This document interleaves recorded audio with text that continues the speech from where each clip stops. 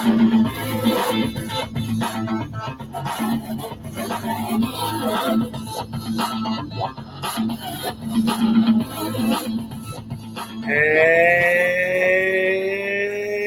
welcome to Education, Leadership, and Beyond, Surviving and Thriving.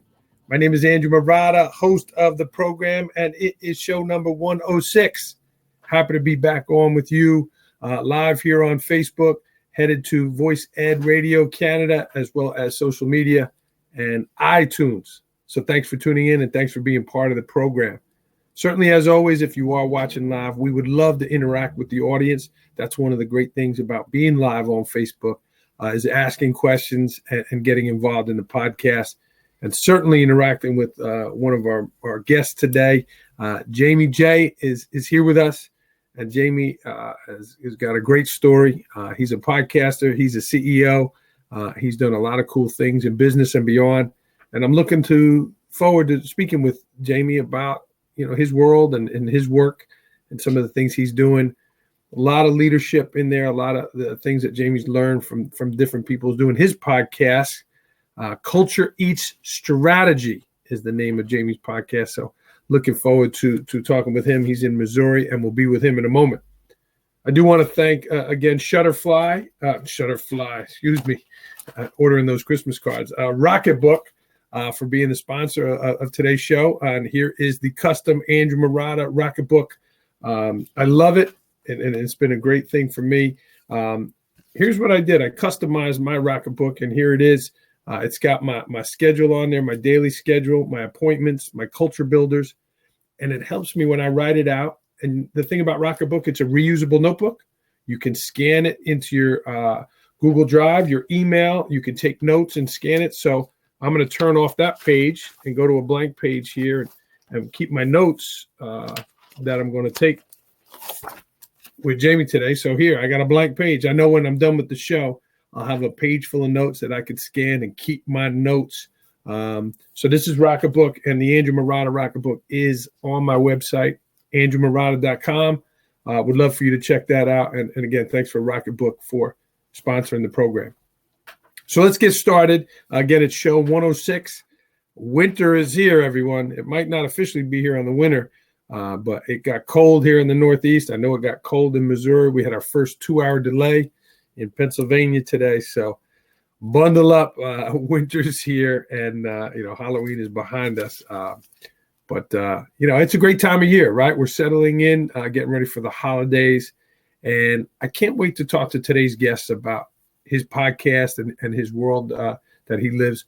Culture Eats Strategy, right? And us as school leaders, us as educators, it's such a huge part of what we do. It's really everything we do, right? If you don't have that culture, if you don't have those relationships with people, you're really going to struggle in your school setting. And we're going to talk to Jaime about that. But a couple of things that I wanted to bring out before bringing Jaime on is, what are some things that we can do that don't take a lot of talent to help build culture, right? These are some simple things that we as educators can do to build that school culture. And number one is have energy, right? When we go into school today, it was cold, it was dark, right? It was kind of raining, and kids were all like, it's a 2-hour delay, right? Murata, why didn't you cancel school? You got to have energy. You got to have positive energy, even when you don't feel like it. Number two, you got to have a let's do it attitude, right? You got to stay positive. You got to kind of say, hey, you know what? That's a great idea. Let's try it, right? There's so many things that restrict us in education about why we can't do things. Have a let's do it attitude. Number three, being visible, being in the hallways, getting out, being in the cafeteria, talking with kids. We introduced our reusable trays today at school, and we were in that cafeteria. We were checking out kids. I was moving trays, and we're going to get going with that recycling program, and it was important for me to be visible. Number four, be inclusive, include people, right? Bring in extra opinions. There's that philosophy of there's too many chefs in the kitchen, and I'm the principal, and I got to make decisions. But you can listen to people. You can ask them, what do they think? Bring people into the conversation and be inclusive of others.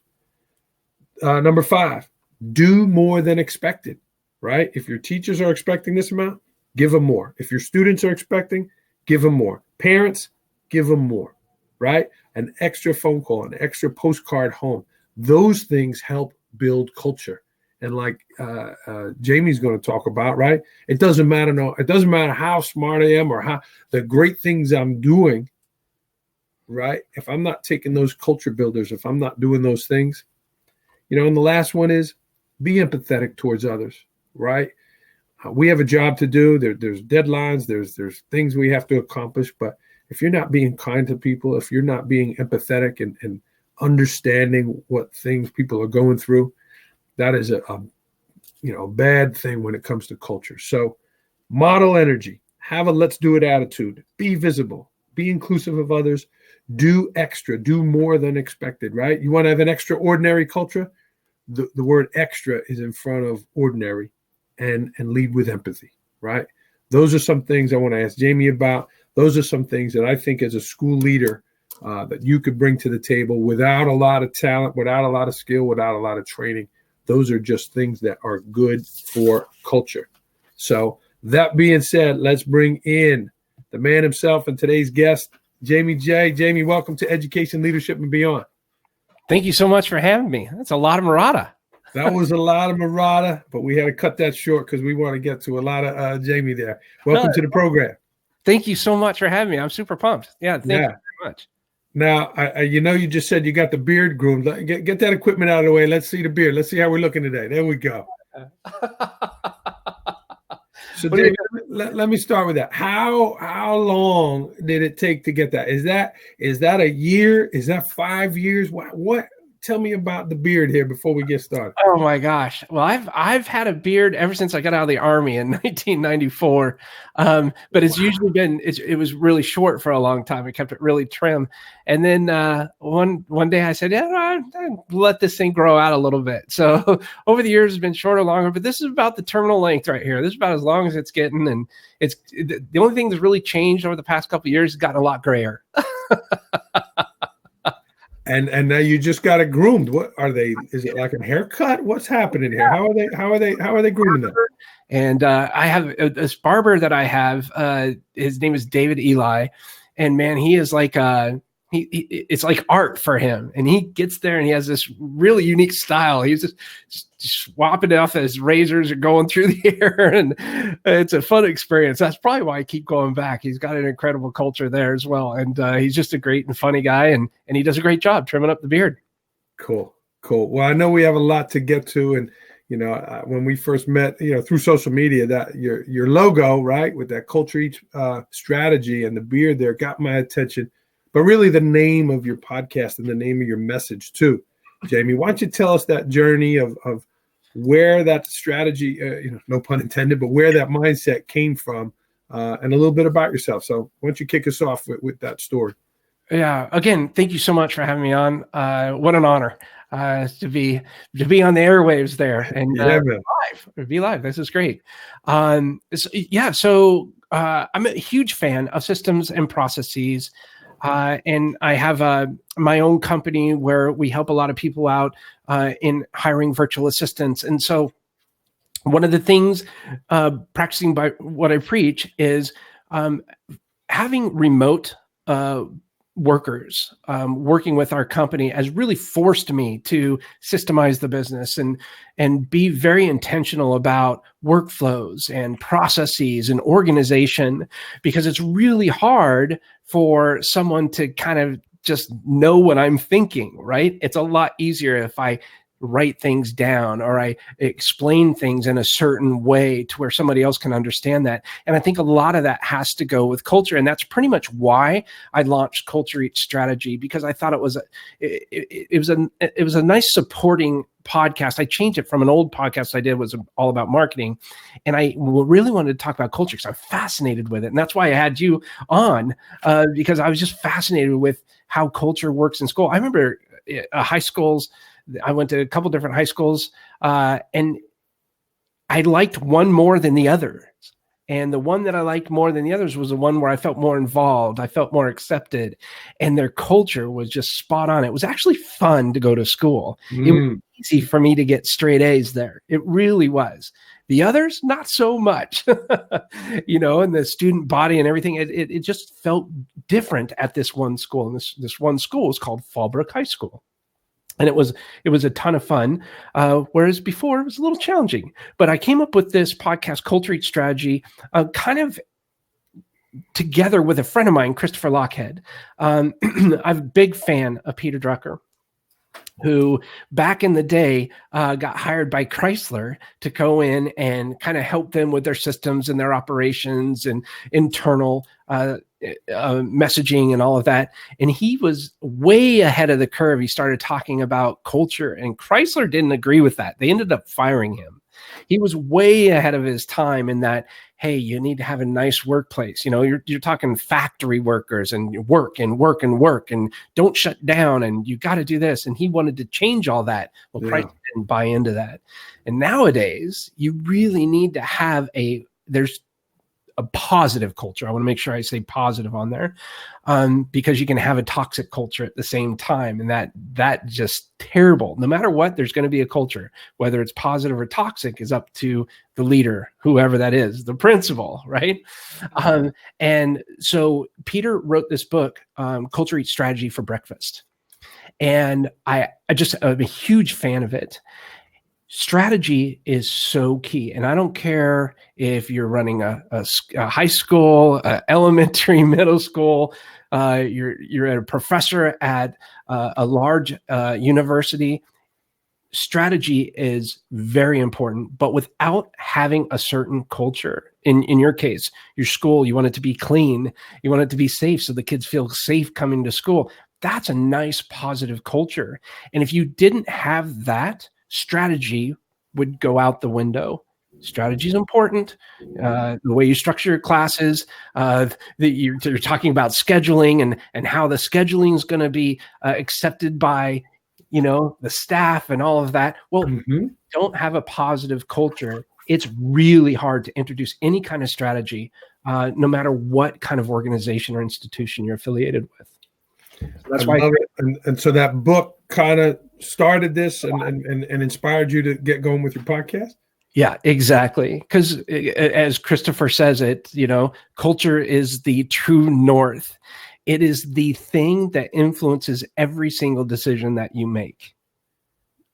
That's really awesome. That's awesome. So, Jaime, let me ask you this: you're the CEO of, your business here, Bottleneck Virtual Assistants. Mm-hmm. So, if you have people working remotely and not in an office, how do you build culture in a virtual assistant type of business there? Yeah, that's a great question. I love this. So, yeah. I think it drives home culture even more if you're remote based. Of course, we have our meetings. We meet a couple times a week with my personal assistant. I meet with her every single day, even though she's sharp, that Rena. I hope she's watching. Yeah. She is fantastic. But what we do is when you hire somebody on, there's usually what people calls a job description, or a teacher. This is exactly what they're supposed to have, in order to get hired. And those are usually written by the organization, the institution. I don't do that. I kind of flip it on its head. And I have every single one of our staff writes their own job roles and responsibilities. I don't call them job descriptions. And that does two things. It empowers them to be creative. They're creating their own job role based on their expertise. And the second thing that does is it lets me know that, yes, they understand exactly what the roles and responsibilities of that position are. What's really neat about that is it alleviates me from having to micromanage. No matter if you're remote or you work in a brick and mortar, you're coming into the school, no matter, if you don't feel like you're worth significant value, the output that you're going to release is going to be less. If you feel empowered and you feel special and you feel, oh, wow, they get me here, the amount of output that you're going to be creating is going to be a lot more, and it's going to be done with intention. And whether that's remote or brick and mortar, it really, really helps to define that. I like to call it a basketball court. It defines the boundaries. Go play all you want all day long. Shoot free throws, do 3-pointers, run up and down the court. I don't care. You created the boundaries of the basketball court. You're having fun with that. Now, the second the ball goes out of bounds, we need to blow the whistle, call a timeout, and say, hey, what happened here? And let's see what we can fix. And we never ask why. In my opinion, it's just a negative word when you're addressing some form of, I don't necessarily know if you can call it discipline, but you want to say, hey, what happened here? Let them give you the feedback. Okay, great. We've solved this. We don't want to do that anymore. So now that we've learned how to overcome that particular challenge, let's put the ball back in play and you go back to having fun, doing what you love to do. And I found that that's a really good way of building culture remotely or brick and mortar. And then is the person that is hiring a virtual assistant picking the person based on the skills that they've offered, or are you helping pair those people up? How would the person select the person then? Yeah. So one of the things is we have questionnaires. So people say, there's a whole bunch of different questions on there. What are your biggest challenges? What are the things that drain you of energy, but you have to do them? And then what we'll do is we'll get all those answers back and we'll go find somebody with a skill set that can achieve all of those things. And here's the kicker: that person that we're looking for enjoys doing those things. For me, I hate accounting. I hate doing my books. It's a pretty important aspect of business. So I went out and I found somebody who absolutely loves numbers and they love figuring all that stuff out. And they love figuring out the balance sheet. I don't like that. I want to click 3 buttons, find out the health of my company, and I'm off and running. So that's kind of how we do it. Now, when I ask somebody to create their job roles and responsibilities, there is a basic outline of what's needed to be done. Mm-hmm. I love that they get in there and they just kind of make it their own. And that's really powerful. Wow. So, Jaime, what would you say to someone, and again, I want to ask you all the things you've learned about culture, but what would you say to someone like me that maybe works in a very defined roles, that people have specific defined roles? They teach X amount of classes. They have to be at work at X amount of time. Where there are contracts and specific job requirements. What would you say to those people that don't have that autonomy behind their work in terms of the culture that they're working in? Yeah, this is interesting because we could get really creative here as well. Take, for example, math teachers. Do you have multiple math teachers? We do. We got an all-star team. Absolutely. Okay. So on all those different math teachers, they have a certain set of criteria that they must have in order to get that job. Is that correct? Mm-hmm. Correct. Well, I've also had a bunch of math teachers, obviously, like everybody else, as we grow. And there's a couple of them that stick out in my mind. Mr. Zeller. I'll never forget Mr. Zeller. He was amazing. I can't stand math. I told you, I don't like bookkeeping or that stuff. I loved that math class because of the way that he taught that class. He had the same amount, everything, the same criterion was set for him as all the other math teachers. But for some reason, he made it fun and interesting, and he put a little twist on everything. Frau Hoffman, my German teacher, I'll never forget her. And I took 7 years of German in school. I had 3 different German teachers. I'll never forget Frau Hoffman because the way that she taught her class. We still had to do all the same stuff, but she made everybody feel good and special. I enjoyed going to 6th period. That was my 6th period class. I loved it because every time we went there, she addressed you, she listened, she smiled. The others, it was like, man, they were just kind of ticking things off the checkbox. Yeah. I got this. Okay, be quiet.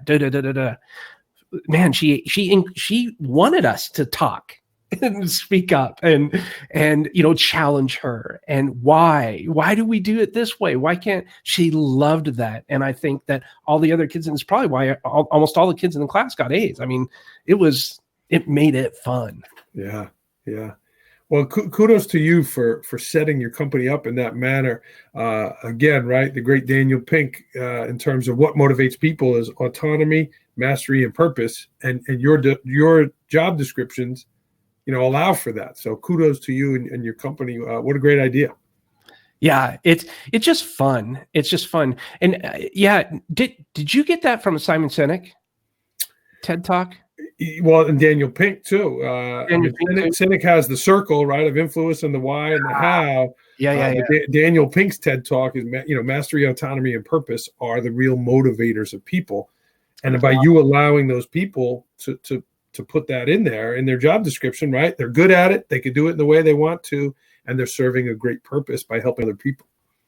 Yep, exactly. And I think, memory serves me correctly, these are all important things. You need to have technology in the classroom. You need to have good attendance rates, high SAT passing rates, obviously good graduation rate, right? Very important, yes.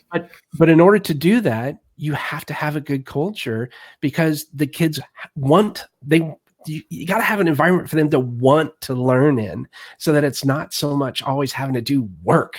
Yeah. Or fun. One of our philosophies is, right, there's the old saying, well, you could lead a horse to water, but you can't make him drink. Our philosophy is, you can lead the kid to the classroom, but you can't make them learn. We want to make them thirsty, right? So you do it in a way that's engaging, make them like it, kind of like you described with your German teacher. They're growing up, investing in the kids, connecting with the kids. So that's great that you have that memory of what made that teacher great. Yeah. Yep. And Mr. Heston, my 10th grade history teacher, Mr. Heston, Frau Hoffman, and Mr. Zeller, man, by leaps and bounds above all the rest of my teachers. But I remember those three the best. Well, and again, you're giving reasons why. Let me ask you this, Jamie. You've been doing the podcast a long time. What are some key points about building culture have you learned from doing the podcast about you've had great guests on. I've had an opportunity to listen to your podcast. Again, Culture Eats Strategy. What are some of the things that you've learned about culture from some of the great leaders that you've interviewed? So this is why I do it. I learn every single time. It's absolutely fascinating to me. I'm so intrigued on what works, and maybe sometimes even more importantly, what doesn't work. Talking with Brian Scudamore, the founder of 1-800-GOT-JUNK. OTE Brands is his overarching parent company. I think his company is going to do about $300 million this year. He's doing okay. But when he started out by himself, bought an old truck, and he was picking up junk and all that kind of stuff and hauling it away from people. And he built up to about 11 people. And he got more clients, way more than just he can hire or he could handle, is because he had 11 people on board. But he came in one day and he saw nobody had smiles on their faces, and they weren't productive, and they were complaining. Well, he fired everybody, let them all go. And it was crazy because he lost business over this as well, because he couldn't handle all the business they had at the time. Sure. But he wanted to make sure that when he walked into a room, he felt comfortable walking in there, and so did everybody else. And he wasn't getting that. And what I learned from that is, yes, it's great to grow or scale or build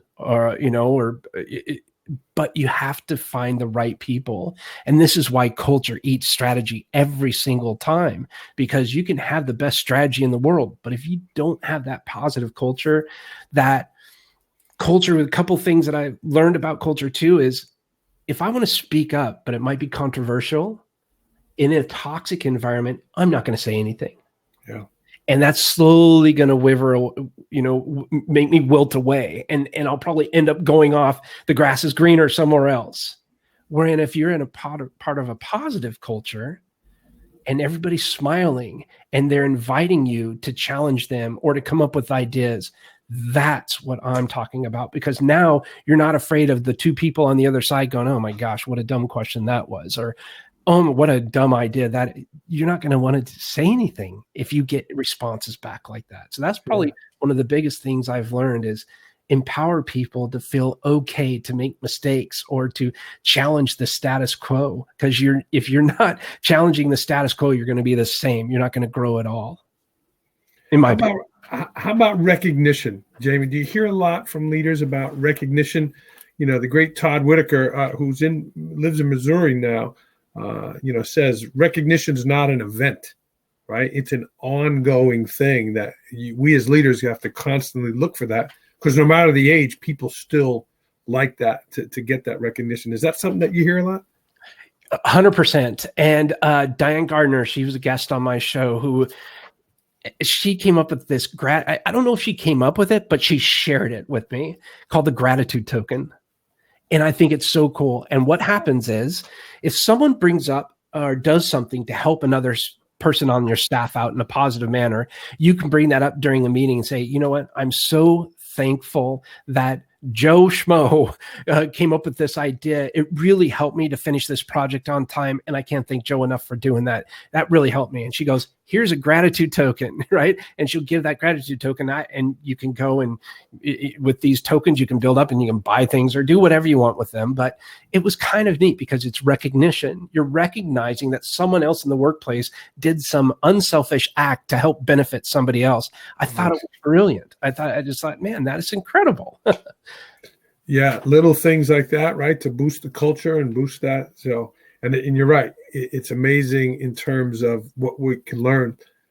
Another question about the culture: how about hiring? What have some leaders shared about hiring? Right, one of my philosophies: I'm not looking for someone to get in line with the people that I have already. I'm looking for people to make new lines, right, and improve the culture of our school by doing new and different things and not being afraid to do that. Yeah. What have you learned about hiring and looking for the right people to add to culture by doing your podcast? Yeah, I think there's so many different really good ideas out there, but in summation, what I've taken from that is it's very important to understand exactly what your vision and your mission is. Your vision, what you aspire to do, your mission, what you do on a daily basis to achieve that vision. And if you can understand that, making every single decision is based on a set of core values that are in line with that mission and that vision. Now, when you go to hire somebody, you want them to review these core values. You want them to review the mission and review the vision, not just, it's not words on a wall. Like, I really want them to believe in this vision, this mission, and these core values. Now, they can think about it however they want to, but if they believe in that core set of criteria and they have a totally different perspective on the way that we're taking the direction of the company, I'm okay with that. But if we share that similar belief system, we can move forward collectively because we have some kind of foundational attachment. But you're right, because if we can get somebody completely opposite of who we are as leaders, that's the best. It's scary sometimes. You're like, whoa, what's going on here? But if you can do that and they happen to believe that set of a belief system, the similar belief system, you're on the right track. You want them to believe in everything that you're doing. You share the same goals, the same visions, but the way that you get there is different. That's what I'm all about, because you want new ideas. You want to shake things up a little bit. And you, as a good leader, you can't not appreciate something like that. Now, it may not be the direction that is ultimately chosen and which way to go. And you can definitely address it. Thank you so much for that. No, we're not going to do that. We're going to do this, something like that. But give them the opportunity to come up with these crazy and wacky ideas. That's how new companies are built and made, and awesome companies are doing incredible things because they've gone completely in a different direction. And here's one thing that I did learn. Every single person on my staff is way smarter at something else than what I am. Way smarter. That's their zone of genius. Embrace it. Let them do it. If a designer designs something, I'm not going to get in their way. Now, the ultimate goal is to achieve this, but the way that we get there is let them be on their own feet. Let them choose what they want to do. I think that's a big part of what I've learned as far as hiring. It's just that, and again, that basketball cart comes back into play. Yeah, that's awesome, Jamie, and dropping great knowledge. Let's talk a little bit more about your company and that story. And like, I'm listening to it, and I saw, again, interacting with you, getting ready for the podcast here. Your virtual assistant, Rena, was outstanding, right? Got back to me about all the logistics and right away and different questions. And we had to change the time today. She was fantastic. what type of person would hire, bottleneck virtual assistants? Is it entrepreneurs? Is it small businesses? Who are your clients? It's great. So we actually are in the process of writing up 6 different buyer personas. So we have 6 different target demographics. But in general, it's going to be somebody that is, maybe they're doing just a side hustle and they're really wanting to try and get something up and going on the side, but they don't have the full time to dedicate to it. Spend an hour a day for 30 days, get the company set up, bring somebody else in to kind of run it for you type thing. But most of the time it's going to be small business or entrepreneur, solopreneur type deal that just, needs help with those mundane details that just drains me of energy, right? Yeah. If you can find somebody else who really thrives on that, Raina, my assistant, she loves details. She's very detail driven. Me, not so much. I kind of am, woohoo, I'm all over the place, and she has to kind of bring me back in sometimes, but she loves what she does. And we have so many different things that we need to get done during the day that just drain me of energy. She takes a lot of those tasks. She handles my emails. She schedules. She, when I go travel, she books my travel. Just little things like that take time out of my day. So it frees me up to do things like this, be on a podcast and do things like that. So I learned from Scott Beebe this wonderful word called delegation roadmap.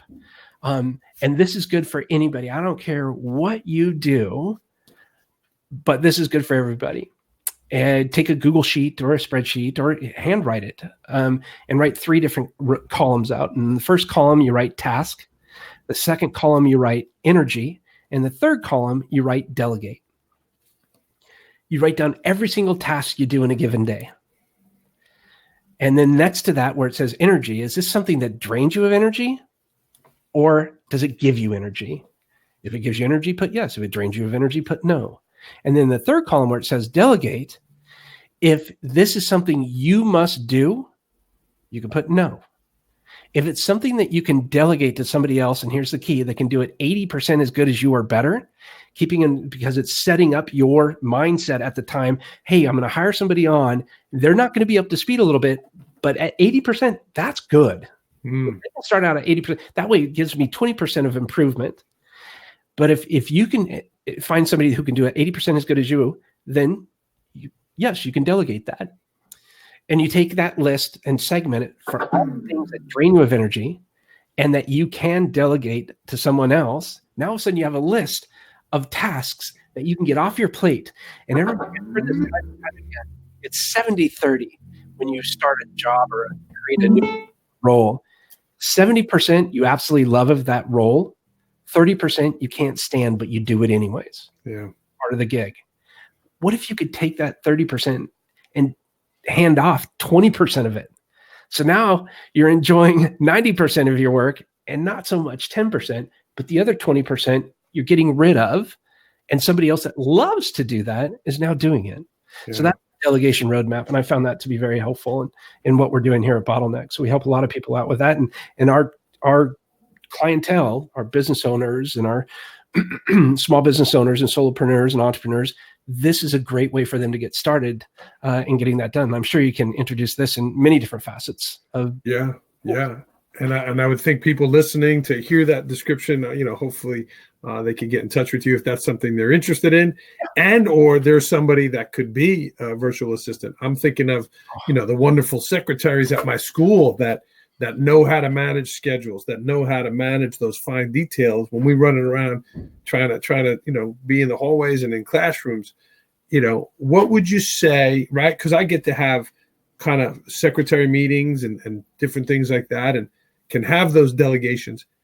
How do your clients build trust with those virtual assistants then that maybe they're not talking to on the phone, or it's via email? How do they build trust that this woman's going to book travel in the way that I wanted, or book the hotel in the right, the right spot that I'm looking for? I want to be downtown near restaurants, that kind of stuff.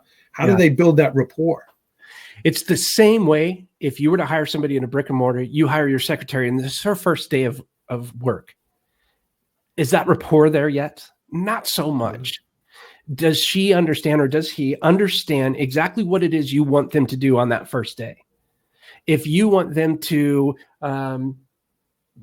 maybe, I don't know, book a trip for you, if they, on that first day, no matter if they're brick and mortar or remote, they're going to have to ask you some questions. Yeah. More importantly, and here's I think probably the biggest thing I've learned about a good culture and good leadership. It's really hard for me to get what's in here in my brain outside. People just can't think they know what I'm thinking. So I write down every way that I like to do things.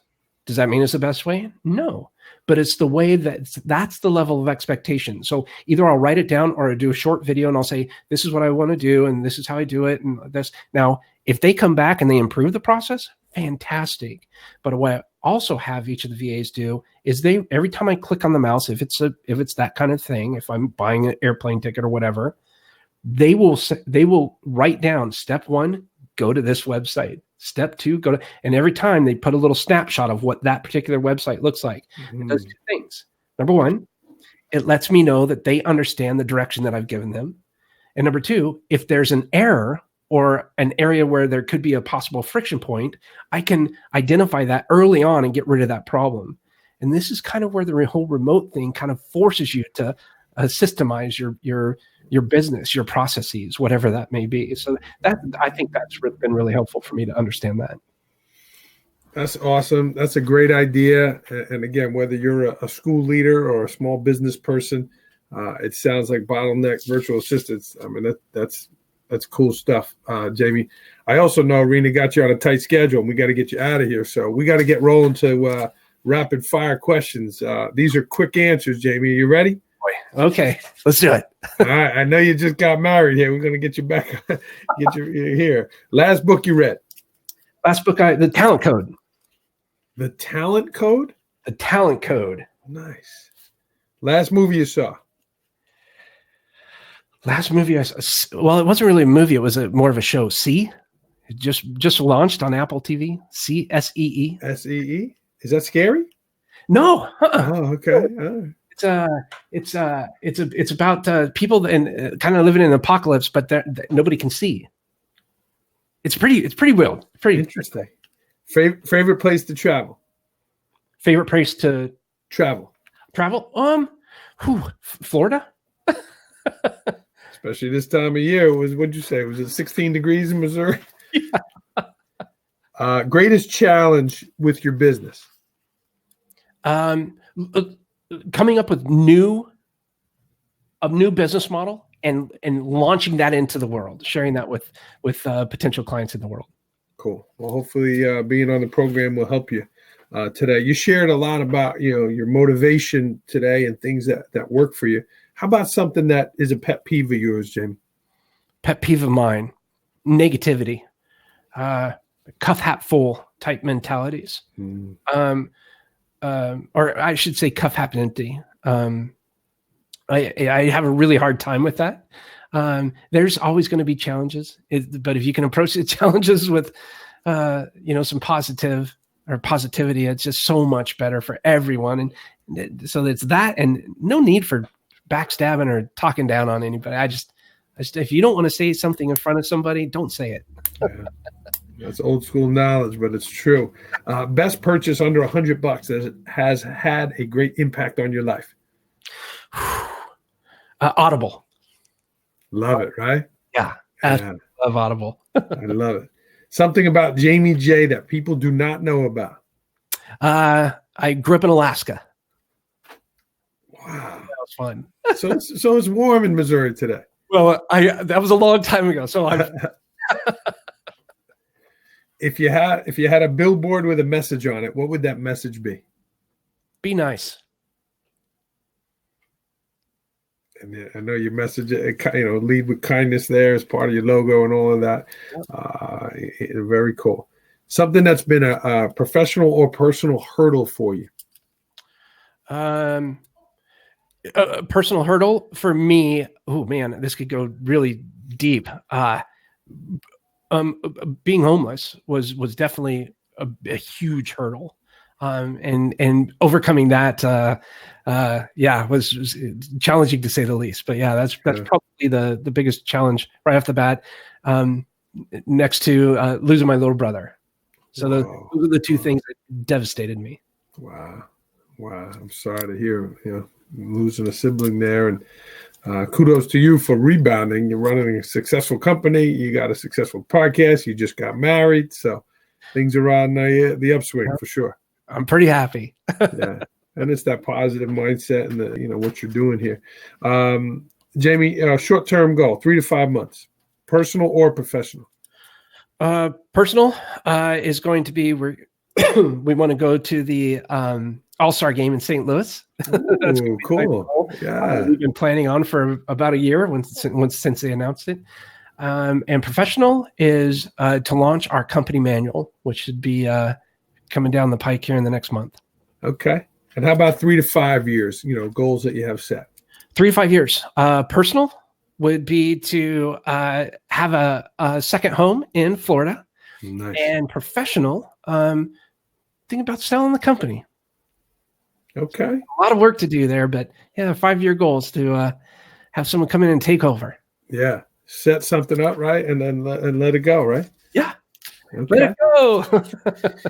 Jaime, you shared a lot today and about your company. If people are interested in learning more about your podcast, how can people best get in touch with you?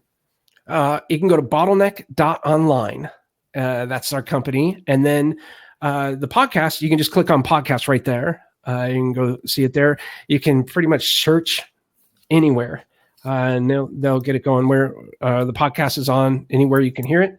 And you can even Google virtual assistant companies, and we'll pop up there on the first page. So, well, awesome stuff. This is Jaime J, everyone. Jaime, was there anything that you wanted else to share that I didn't ask today on education, leadership, and beyond? You're the man. You're amazing.